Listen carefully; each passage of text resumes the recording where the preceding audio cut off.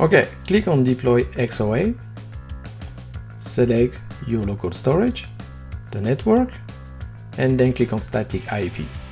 Fulfill the IP address, the net mask, the DNS server, and your gateway. After that, you need to set up an admin account using an email address and set up the password for this account. You also need to define a password for the XOA SSH account. And then click on Deploy. Do not quit or refresh the tab. If you want to monitor the progress, open a new tab and click on Task. After a few minutes, the deployment is done and you can access the appliance using the account you create. Click on Add Server, set up a label for the server. I'm using the name of the server here, the IP address of the server, the root username, the password, check the unauthorized certificate, and click on Connect.